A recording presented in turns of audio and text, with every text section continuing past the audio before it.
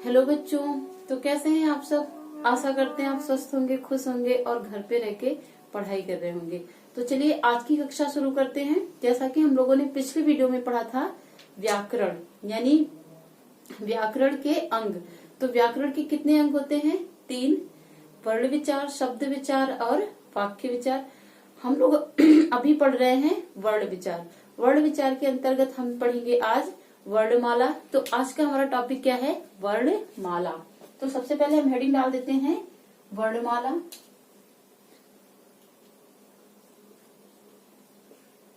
वर्णमाला, ठीक।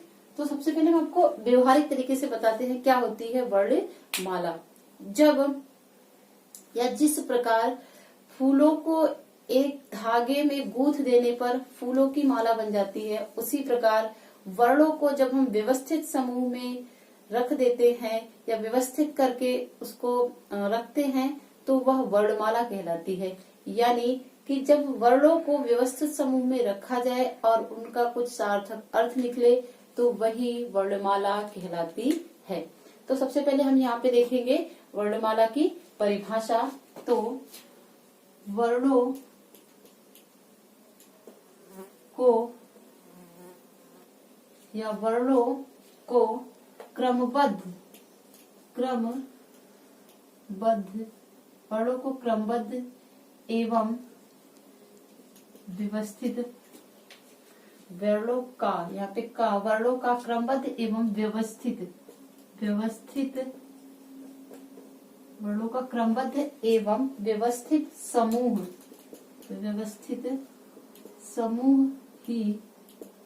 व्यवस्थित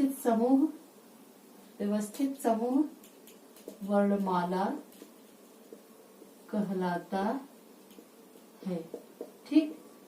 वर्णमाला कहलाता है। वर्णों का क्रमबद्ध एवं व्यवस्थित समूह वर्णमाला कहलाता है। हिंदी में वर्णमाला की संख्या, हिंदी में वर्णमाला की संख्या 52 मानी गई। कितनी मानी गई है? 52। कितनी? 52 स्वीकार की गई है।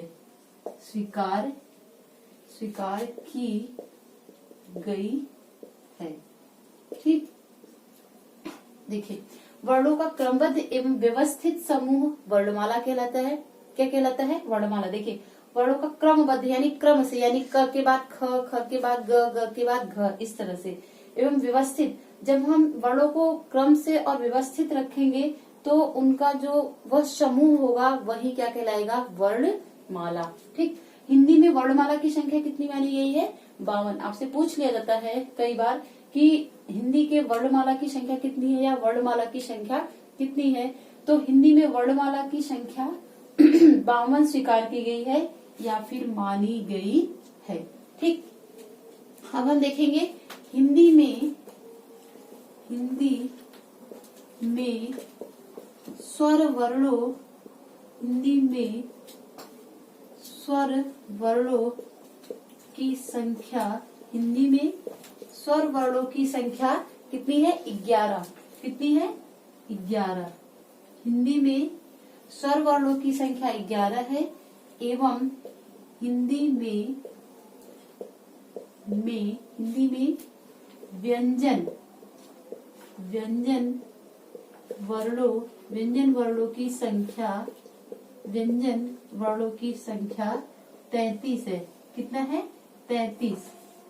हिंदी में व्यंजन वर्णों की संख्या कितनी है? 33। देखिए, हिंदी में स्वर वर्णों की संख्या 11 है और हिंदी में ही व्यंजन वर्णों की संख्या कितनी है? 33 मानी गई है या स्वीकार की गई है, ठीक। इतना आपको समझ में आया? इसको आप जल्दी से नोट करिए या स्क्रीनशॉट लीजिए, फिर हम आगे बढ़ते हैं। क्योंकि अब हम आपको इसके आगे वर्णमाला को बताएंगे किन किन को मिला के वर्णमाला की संख्या 52 होती है, ठीक। स्क्रीनशॉट लीजिए जल्दी से। चलिए, आपने स्क्रीनशॉट ले लिया होगा। अब हम आगे बढ़ते हैं इसे इरेज करके। तो अब हम देखेंगे कि वर्णमाला वर्ण हमारे, यानी जो हिंदी के 52 वर्ण हैं वो कौन कौन से हैं। तो सबसे पहले हम यहाँ पे लिखेंगे अ, आ, ई, उ, री, ए, ऐ, ओ, औ। हमने पहले ही लिखा कि स्वरों की संख्या कितनी है? 11। तो अ, आ, ई, बड़ी ई, छोटा ऊ, बड़ा ऊ, री, ए, ऐ, ओ, औ। इनको काउंट करते हैं। 1, 2, 3, 4, 5, 6, 7, 8, 9, 10, 11। ठीक। तो हिंदी में जो स्वरों की संख्या कितनी है? वो है 11। स्वर कितने हैं? 11। अब इसके बाद आता है आपका, आप कहेंगे मैम अंग और अह भी तो है। तो अंग और अह को हम स्वरों में इनकी गणना नहीं करते हैं। अंग और अह को हम कहते हैं आयोग वाह। क्या कहते हैं? आयोग वाह। तो इनको हम यहाँ पे अलग से लिखते हैं। आयोग वाह कितने हैं? 2। कितने हैं? 2। ठीक। अब इसके बाद हम देखते हैं व्यंजन। हमारा स्वर हो गया, अब हम देखते हैं व्यंजन। तो सबसे पहले हम लिखते हैं क, ख, ग, घ, अंग। ठीक। क, ख, ग, घ, अंग। च,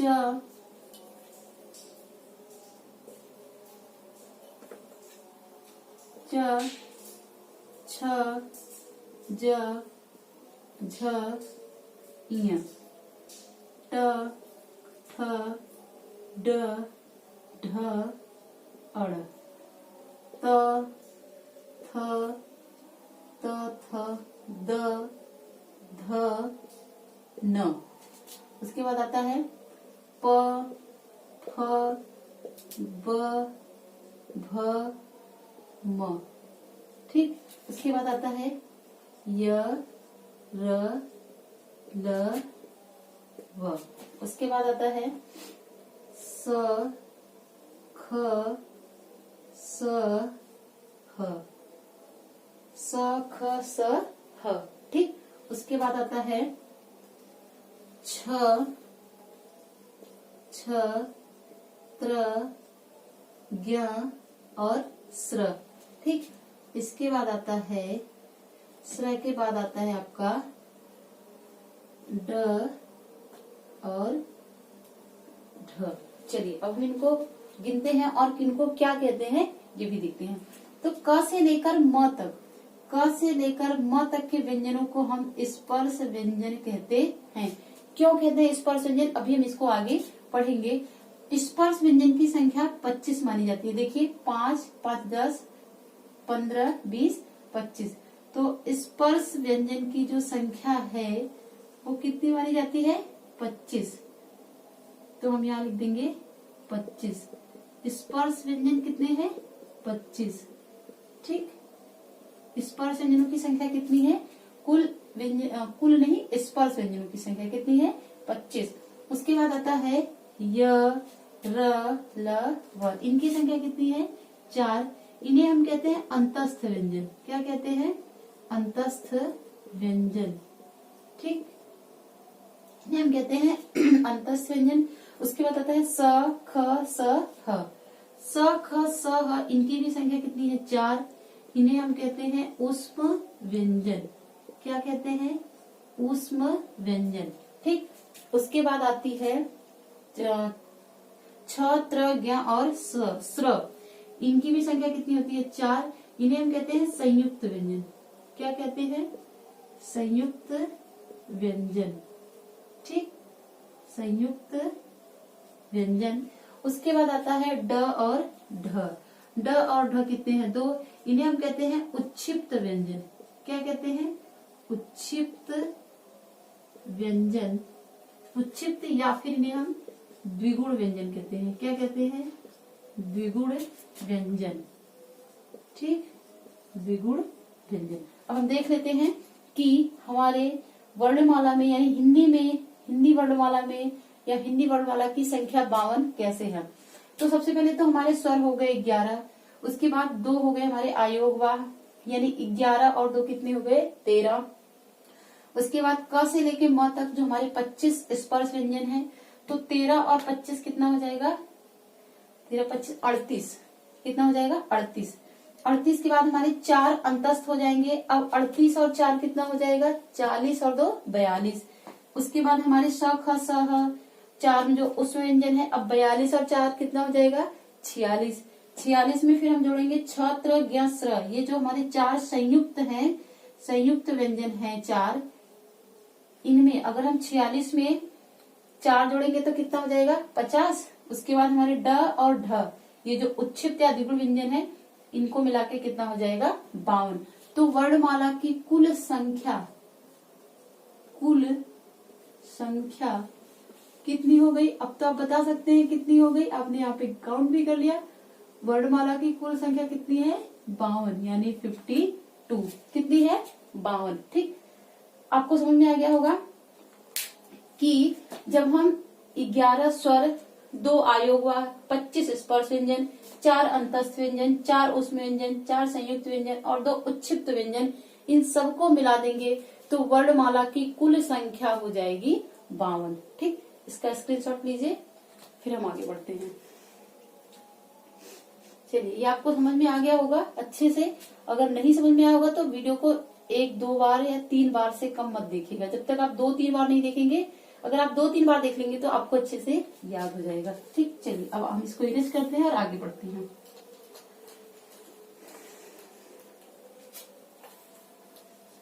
अब हम देखेंगे कि अभी हमने देखा वर्णमाला की संख्या, वर्णमाला के वर्ण, यानी कौन कौन से वर्णमाला में वर्ण या अक्षर आते हैं। अब हम देखेंगे वर्णमाला के भेद, यानी वर्णों के भेद। वर्णमाला हम हटाएंगे, अब हम देखेंगे वर्ण या वर्णों के भेद। ठीक, वर्णों के भेद। अब हम देखेंगे वर्ण के भेद, यानी जो वर्ण होता है इसके कितने भेद होते हैं। ठीक, तो वर्णों के 2 भेद माने गए हैं। कितने माने गए हैं, 2। वर्णों के 2 भेद होते हैं। वर्ण के कितने भेद होते हैं, तो वर्ण के 2 भेद होते हैं। पहला हो जाता है आपका स्वर वर्ण, क्या हो जाता है, स्वर वर्ण, और दूसरा आपका हो जाता है व्यंजन वर्ण। क्या हो जाता है, व्यंजन वर्ण। ठीक, तो अब सबसे पहले हम देखेंगे स्वर वर्ण क्या होता है और व्यंजन वर्ण क्या होता है। ठीक, तो देखिए स्वर वर्ण क्या होता है, हम यहाँ निकालते हैं स्वर वर्ण। क्या होता है आपका स्वर वर्ण। ठीक, देखिए ऐसे व्यंजन, या हम कहेंगे ऐसे वर्ण जो स्वतः ही उच्चरित हों, ऐसे वर्ण जो स्वतः ही उच्चरित हो, उन्हें हम स्वर वर्ण कहते हैं। तो यहाँ पे हम परिभाषा लिख देंगे स्वर वर्ण की, ऐसे वर्ण या वे वर्ण जो स्वतः उच्चरित हों, यानी कि हम ये कह सकते हैं कि जिन, ऐसे लिखते हैं, जिन वर्णों का उच्चारण, जिन वर्णों का उच्चारण स्वतः होता है। कैसे होता है, स्वतः। स्वतः का मतलब स्वयं से होता है या फिर अपने आप। ठीक, जिन वर्णों का उच्चारण स्वतः होता है, वे वर्ण या वे स्वर वर्ण कहलाते हैं। वे स्वर वर्ण कहलाते हैं। ठीक, वे स्वर वर्ण कहलाते हैं। जैसे, वे स्वर वर्ण कहलाते हैं जैसे। अब हम देखेंगे कि कैसे, देखिए कैसे आप समझेंगे कि जो स्वर वर्ण होते हैं वे स्वतः उच्चरित होते हैं। जैसे हम लिखते हैं अ, आ, ई, उ, री, ए, ओ, औ। ठीक, इनको हम बोलेंगे, इनको हम बोलकर देखने की कोशिश करेंगे तो हमें खुद ही समझ में आ जाएगा कि किस प्रकार ये स्वतः वर्ण कहलाते हैं। बोलिए, आप हमारे साथ साथ बोलिए, अ, आ, ई, बड़ी ई यानी ई, उ, री, ए, ए ओ औ। हमने जब इसको बोला, यानी हम जब इसका उच्चारण करते हैं तो हमें किसी भी अन्य वर्णों की सहायता नहीं लेनी पड़ती, जबकि जब हम व्यंजन वर्ण का उच्चारण करते हैं तब हमें स्वर की सहायता लेनी पड़ती है। जैसे कि मान लीजिए हम यहीं पे बोले कि क ख ग घ, ऐसे जब हम बोलते हैं ना क ख ग घ, तो हर व्यंजन वर्ण के अंत में अ आता है, यानी स्वर आता है। क्या आता है? स्वर आता है। तो व्यंजन की सहायता, व्यंजन का उच्चारण तो हम स्वर की सहायता से करते हैं, लेकिन या जबकि जो स्वर होता है इसका उच्चारण स्वतः होता है, इसके उच्चारण में किसी अन्य वर्णों की सहायता नहीं लेनी पड़ती है। ठीक, इनकी संख्या कितनी होती है? स्वर वर्णों की अभी हमने आगे देखा है, तो स्वर वर्ण की संख्या 11 होती है। ध्यान रखिएगा आप लोगों से पूछ लिया जाता है कि स्वर वर्णों की संख्या कितनी होती है, तो हम 13 बता देते हैं। कितने बता देते हैं? 13। हम अंग और अह को भी ले लेते हैं, जबकि हिंदी में स्वर वर्णों की संख्या 11 होती है। अगर आपसे 13 और 11 दोनों देकर पूछता है तो आप ध्यान से पढ़ेंगे प्रश्न को। अगर पूछता है कि हिंदी में स्वर वर्णों की संख्या कितनी होती है, 11। अगर पूछता है संस्कृत में स्वर वर्णों की संख्या कितनी होती है, तब होगा 13, क्योंकि अंग और अह जो आए हुआ है उनका ज्यादातर प्रयोग संस्कृत में किया जाता है। ठीक, तो स्वर वर्ण की संख्या कितनी होती है? 11। ये यहाँ पे हम थोड़ा सा और बता देते हैं, ये व्यंजन, अभी देखिए मैं आपको बता रही थी ना, ये व्यंजन वर्ण के उच्चारण में सहायक होते हैं। ये व्यंजन वर्ण के उच्चारण में सहायक होते हैं। जैसे हम बोलते हैं क, हम बोलते हैं ख, हम बोलते हैं ग। देखिए क बोलिए, क अंत में अ आ रहा है, बोलिए ख, अ ख के अंत में अ आ रहा है, बोलिए ग, ग के अंत में आ रहा है। तो अगर हम इसको तोड़ेंगे तो ये हमारा हो जाएगा क धन अ बराबर क। ऐसे यहाँ हो जाएगा ख धन, ख पे हलंत रहेगा, क्योंकि जो व्यंजन वर्ण होता है वो आधा होता है, उसमें स्वर मिलकर उसे पूर्ण करते हैं। तो यहाँ पे ख धन अ हो जाएगा आपका ख। इसी तरह यहाँ पे ग धन अ मिलकर हो जाएगा आपका ग। ठीक, यानी हर व्यंजन वर्णों में अंत में स्वर छिपा होता है। व्यंजन वर्ण का उच्चारण बिना स्वरों की सहायता के नहीं हो सकता, जबकि स्वर का उच्चारण स्वतः होता है, यानी स्वर जो होता है वो स्वतंत्र होता है, उसे किसी की आवश्यकता नहीं होती है। ठीक, इसको जल्दी से स्क्रीनशॉट लीजिए, फिर हम आगे बढ़ते हैं। चलिए, आपने स्क्रीनशॉट ले लिया होगा, अब हम आगे बढ़ते हैं। आज स्वर आपका ये खत्म हो जाएगा, स्वर वर्ण। तो अगर कोशिश करिएगा कि ये अच्छे से समझ में आ जाए, फिर आगे हम लोग व्यंजन वर्ण पे बात करेंगे। अब हम स्वर वर्ण के कुछ नियम देख लेते हैं, यानी इनमें कुछ नियम भी बताए जाते हैं। तो स्वर वर्ण के महत्वपूर्ण नियम, ठीक, महत्वपूर्ण नियम, कुछ ऐसे महत्वपूर्ण नियम माने गए हैं, महत्वपूर्ण नियम। ठीक, कौन कौन से हैं? तो सबसे पहले हम पहला देखेंगे कि पहला देखिए, कुछ विद्वान री, जो री है ना, री से ऋषि, जो री से ऋषि है ना, इससे कुछ विद्वान री को स्वर नहीं मानते, री को स्वर नहीं मानते हैं। ठीक, कुछ विद्वान क्या कहते हैं, जो री है ये स्वर नहीं है, वो ये कहते हैं कि री का प्रयोग तो हम र की जगह करते हैं, इसलिए जो री है ये व्यंजन वर्ण है, जबकि ऐसा नहीं है। ठीक, यानी मानते हैं, लेकिन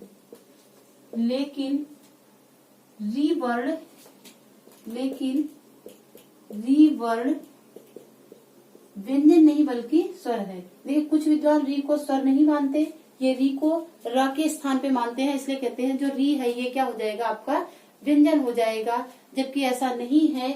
जो री वर्ण है लेकिन री वर्ण स्वर के अंतर्गत आता है। री वर्ण किसके अंतर्गत आता है?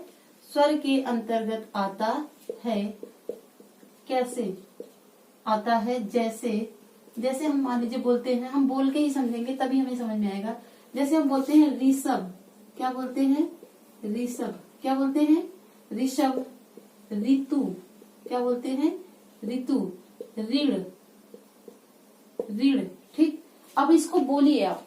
आपने पढ़ा कि जो स्वर होते हैं ये स्वतंत्र होते हैं, यानी स्वतः उच्चरित होते हैं, इनमें व्यंजन की सहायता नहीं ली जाती, और जो व्यंजन होते हैं उनमें स्वरों की सहायता ली जाती है। तो री को बोलिए ऋषभ, ऋषभ। री में री, यही सिर्फ री का ही प्रयोग हो रहा है, यहाँ पे किसी अन्य स्वरों का प्रयोग नहीं हो रहा है। अगर हम बोलते हैं ऋतु, ऋतु आराम से बोल रहे हैं, इजिली बोल ले रहे हैं। जैसे हम बोलते हैं ऋण, ऋण, तो री शब्द जो है इसको हम स्वतंत्र या कहें कि इजिली बोल ले रहे हैं, बिल्कुल आराम से बोल ले रहे हैं, इसलिए यह जो री है यह स्वर के ही अंतर्गत आएगा। ठीक, एक और देख लेते हैं, अंग और अहा वाला भी कंफ्यूजन दूर हो जाएगा कि क्यों हम अंग और अहा को आयोगवाह मानते हैं। देखिए, अंग और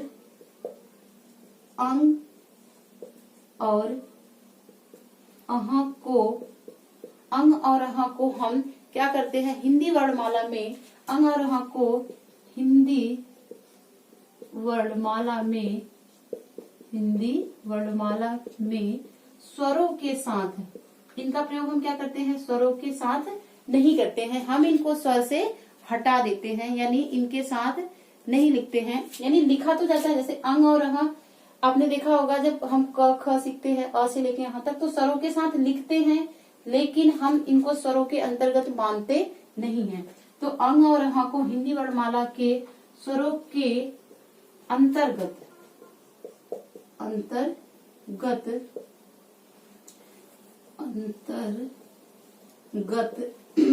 लिखने की परंपरा है। लिखते तो हैं, लिखने की परंपरा है। लिखते हैं ना, अंग और अहा नीचे लिख देते हैं, यानी उसी में लिख देते हैं, पर हम इसको स्वर के अंतर्गत नहीं मानते हैं। क्यों नहीं मानते हैं? देखिए, लेकिन अंग को हम क्या मानते हैं? अनुस्वार को, अनुस्वार एवं अहा को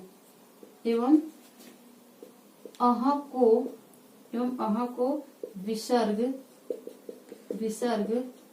मानते हैं। ठीक, हम इसको स्वर के साथ लिखते तो हैं, लेकिन स्वर के अंतर्गत हम इनको मानते नहीं हैं।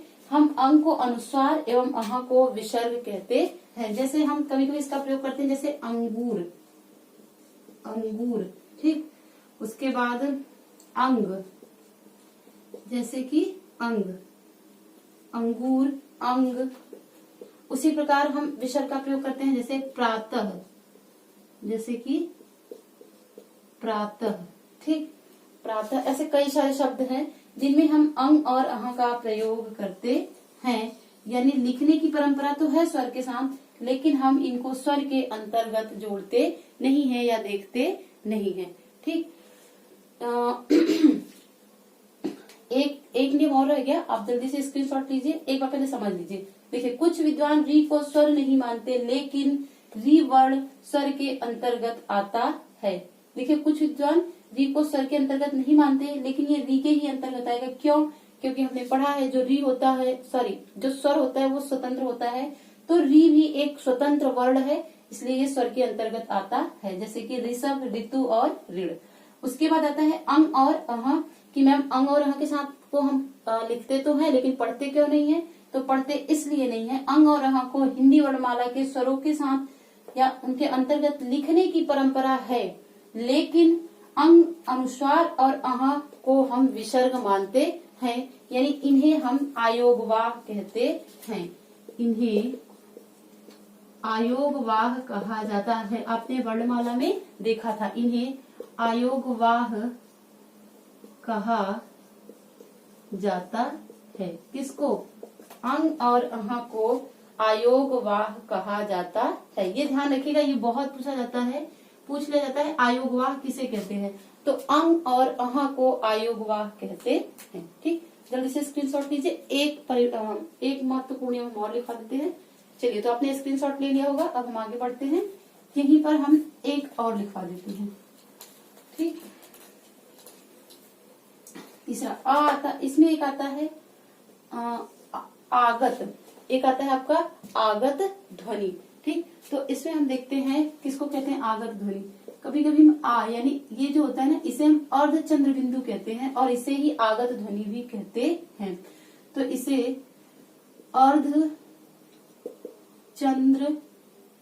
अर्धचंद्र बिंदु कहते हैं। क्या कहते हैं? अर्धचंद्र बिंदु कहते हैं। किसको? इसको हम क्या कहते हैं? अर्धचंद्र बिंदु। इसका उच्चारण स्वर की तरह होता है। इसका उच्चारण स्वर की तरह होता है।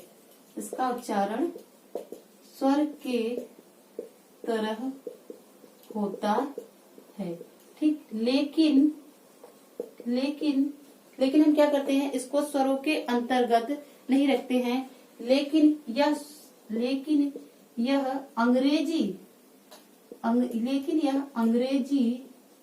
अंग्रेजी स्वर के अंतर्गत आता है। लेकिन यह अंग्रेजी स्वर के अंतर्गत आता है। किसके अंतर्गत आता है? अंग्रेजी स्वर के अंतर्गत आता है या वहां से लिया गया है। ठीक, लेकिन यह अंग्रेजी स्वर के अंतर्गत आता है या वहीं से लिया गया है या इसे ग्रहण किया गया है, इसलिए इसे लिया गया है।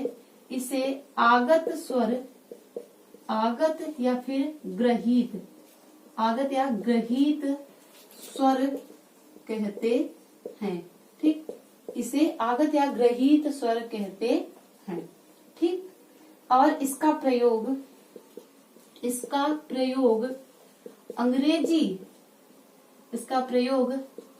अंग्रेजी शब्दों, कहाँ करते हैं? अंग्रेजी शब्दों में करते हैं। इसका प्रयोग अंग्रेजी शब्दों में करते हैं। ठीक, जैसे करते हैं, जैसे देखिए, जैसे डॉक्टर,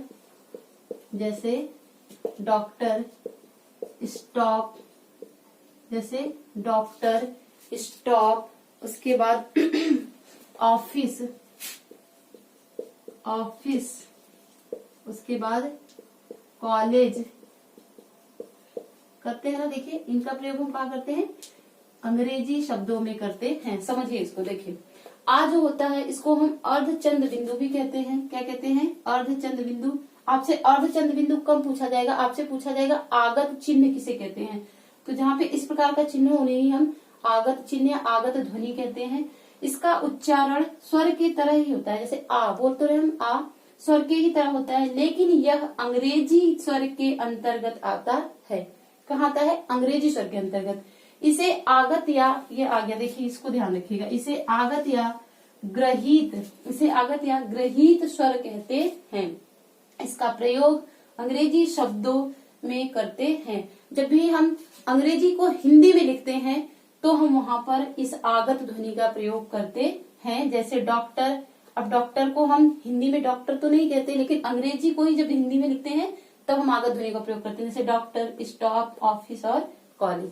ठीक, उम्मीद करते हैं आपको इतना अच्छे से समझ में आया होगा। अगर आपको नहीं समझ में आया होगा तो प्लीज वीडियो को 2 बार 3 बार देखिए, आपको जरूर समझ में आएगा। और कहीं भी अगर मेरे वॉइस और ऐसे लाइट की प्रॉब्लम होती है तो उसके लिए मैं क्षमा चाहती हूँ। मैं कोशिश करूंगी ये समस्या जल्द से जल्द दूर हो। धन्यवाद बच्चा।